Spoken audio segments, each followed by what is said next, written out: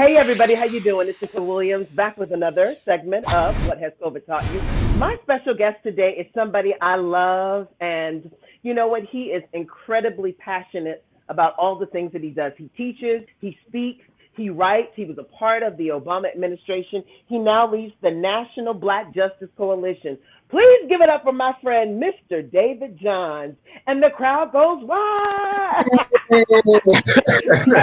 about to give me the shimmy up in this piece. Okay, shimmy on. I'm still trying to do the crip walk. I've seen you do that, and I still can't get it.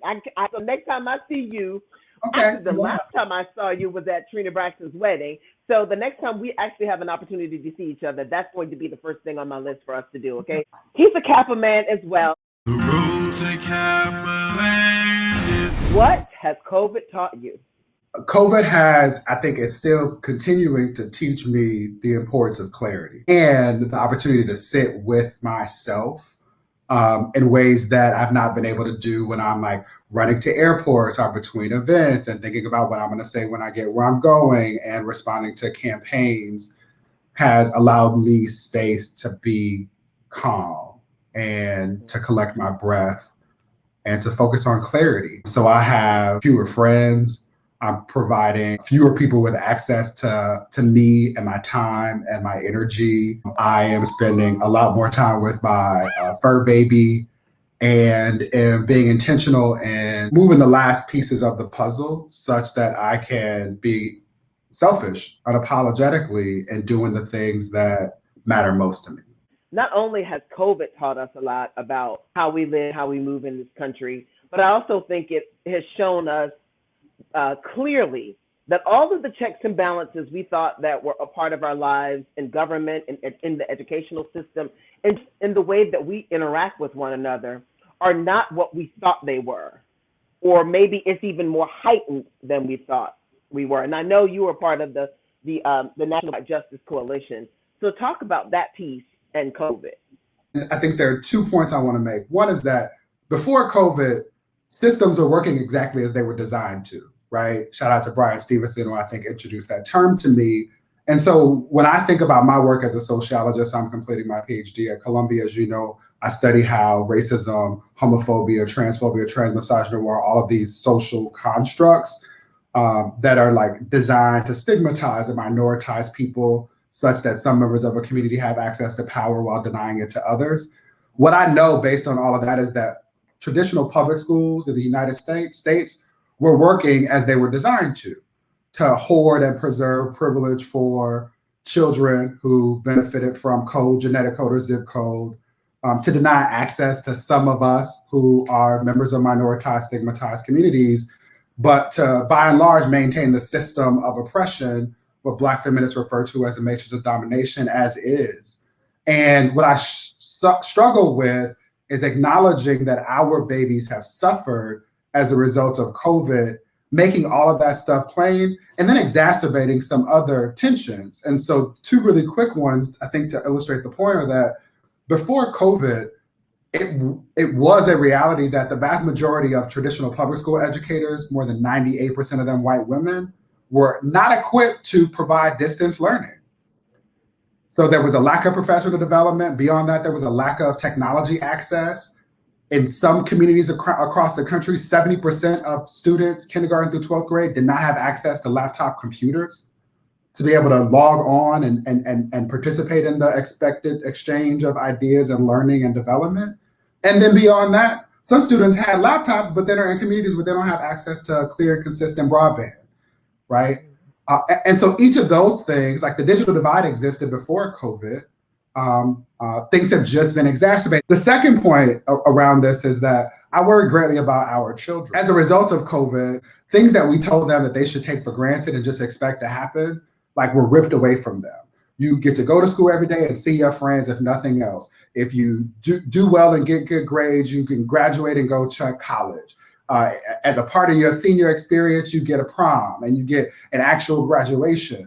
And we've not yet really made space to talk about like the mental health trauma that like the lack of, the absence of, the shifts in all of those things have meant for our children.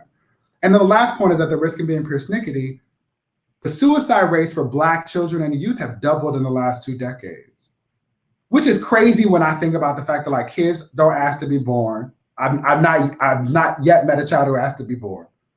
And so the idea of them thinking that the situation they've been bought, birthed, invited into is so dark that they don't want to exist within it. Like that in and of itself is problematic, to say the least. And when I acknowledge that like the suicide rates for Black kids are increasing while they're decreasing for every other community of children based on race and ethnicity, the trauma associated with Blackness and the Black tax is something that I worry mightily about because of everything we're seeing being exacerbated as a result of the most recent crisis, which is the novel coronavirus. How do we learn from the lessons that so many of us have learned during this time? Yeah, so words matter to me as a linguist. And so I don't think that we will come out of COVID. I do think that the way that we're experiencing life in this period in the pandemic around being quarantined and extreme social distancing and the lack of access to public spaces will shift. And my hope is that we are ever mindful of the fact that for a lot of us, things weren't working well before COVID.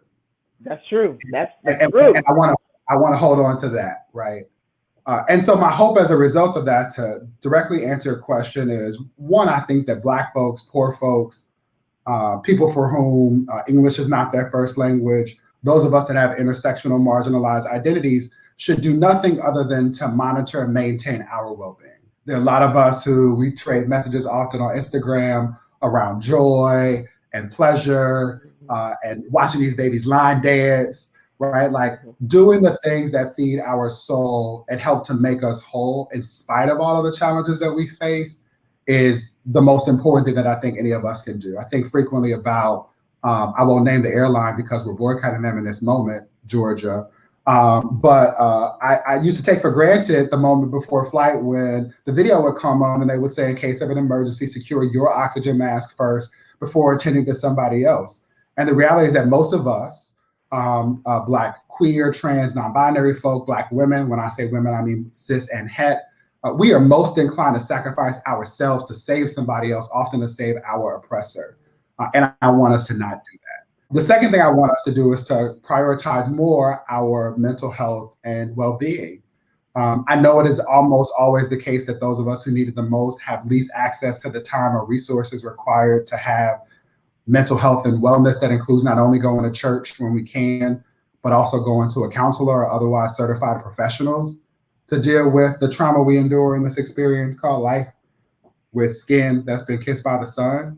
And so I want us to enlist teams in the same way we do when we get nutritionists and trainers, when we're working on our body goals, or we enlist accountants and financial management when we're thinking about securing bags. I want us to prioritize our health. And then the last thing is I want us to be mindful of the needs of our babies.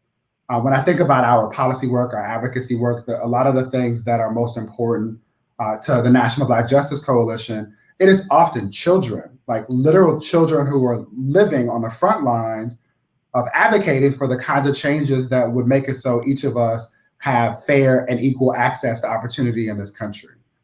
I'm frustrated by what feels like hyperbolic and performative praise when adults like celebrate and applaud and laud young people for solving problems that we are responsible for. This is a beseechment for each of us who are adults, who are caring and compassionate, to learn to argue better, to increase our competence and compassion, and to do the tough work that gets in the way of solving seemingly intractable problems so that our babies can actually just be free. Right. And if anybody doesn't understand what I'm talking about in this moment, Lil Nas X is a leader who is Montero Lamont Hill, let me put some respect on his name, is a leader who is appointed and anointed to be doing significant culture and faith and community building work at this point in time. And my prayer is that he has around him guardian angels that will continue to protect him, because the work that he's doing is necessary and critically important. It's life-saving work. And there's so many adults that I've engaged in conversations with since his most recent video drop who Right. are applauding and lauding him without acknowledging that they themselves, two things. One, contribute to the very kind of oppression that he's pushing against, that he's highlighting, that he's inviting us to discuss.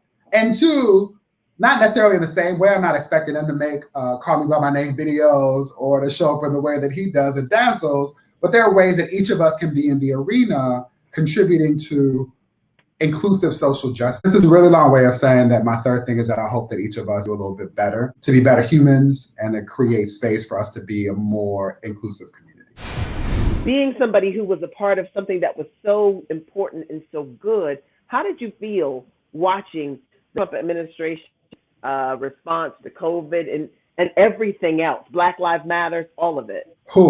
This is not a simple question. And so three things come to mind in the interest of brevity. One, serving one of the smartest people I've ever met in my lifetime, in Michelle LaVaughn Robinson Obama. And her husband, Barack Hussein Obama, was and will remain one of the highest honors of my lifetime, right? Every Black man in my family, paternal and maternal, has served in armed forces of some form in our country.